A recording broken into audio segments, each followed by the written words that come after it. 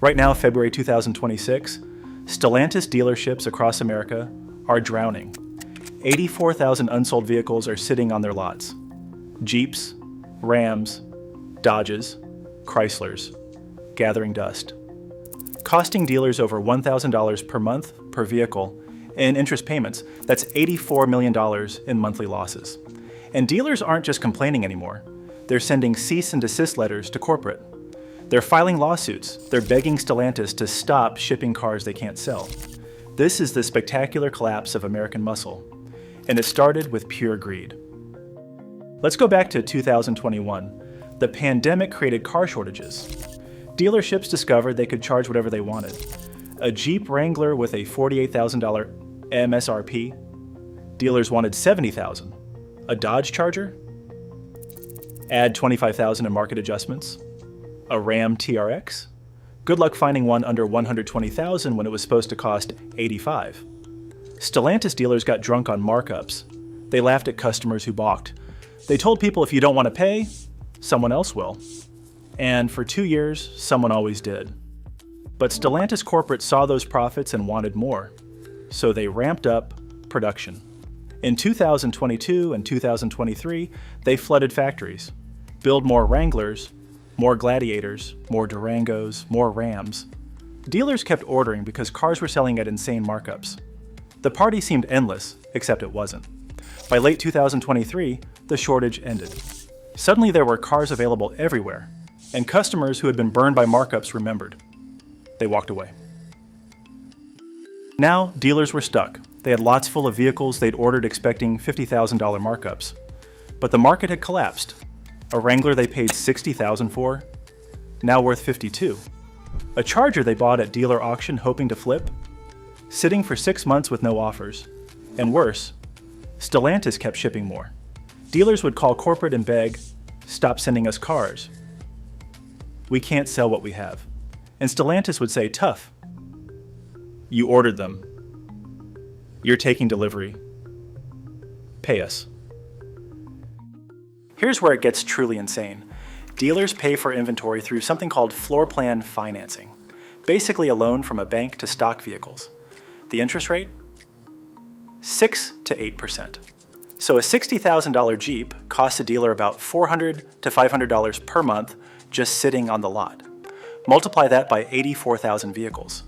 Dealers are bleeding $80 to $100 million monthly in interest alone, not counting insurance, property taxes, lot maintenance, depreciation. The financial catastrophe is accelerating. And Stellantis? They kept raising prices. A Jeep Wrangler in 2024 started at $52,000. The 2025 model? $56,000. They raised the price $4,000 while dealers couldn't sell last year's model. A Ram 1500 went from $48,000 to $54,000. A Dodge Durango went from $45,000 to $51,000. Stellantis raised prices on vehicles that were already overpriced and not selling. The arrogance was breathtaking. Then came the leadership disaster. Carlos Tavares, Stellantis CEO, spent 2024 telling dealers to sell harder, work smarter, improve your marketing. Meanwhile, he was in Europe collecting a $39 million annual salary. Dealers were losing their businesses and he blamed them for not trying hard enough.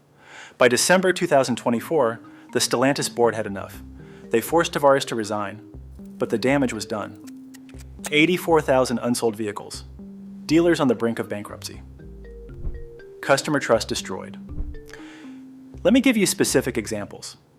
A Jeep dealer in Ohio has 240 Wranglers on his lot. He's been trying to sell them for 8 months. He's offering $12,000 off MSRP. Still can't move them. Why? Because customers remember when this same dealer wanted $30,000 over MSRP 2 years ago.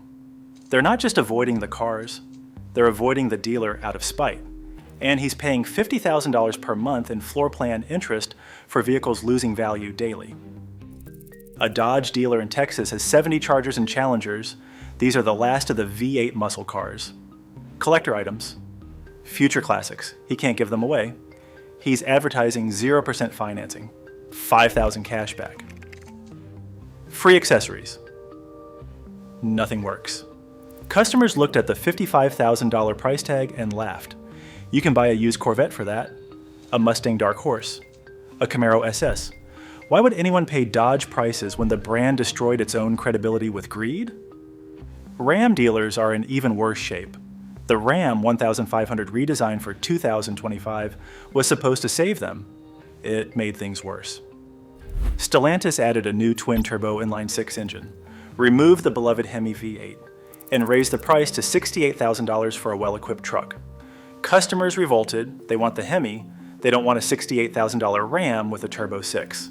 So 2025 Rams are sitting next to unsold 2024 Rams, with dealers offering massive discounts on both, and still not selling.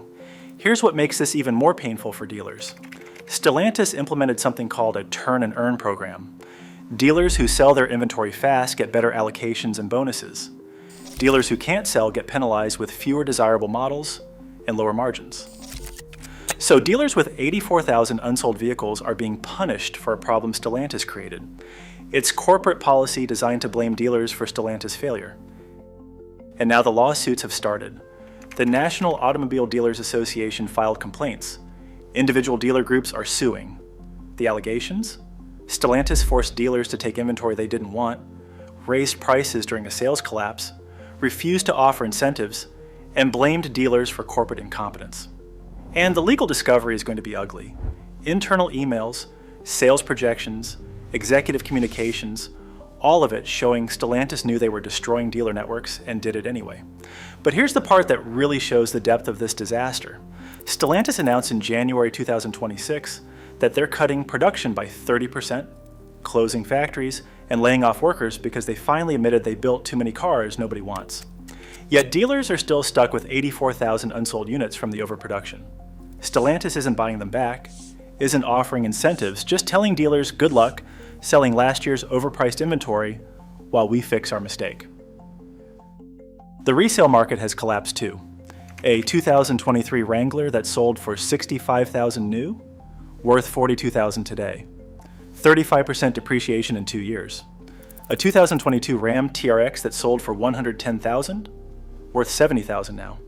$40,000 loss. Customers who bought at peak prices are underwater on loans, can't trade in, can't sell.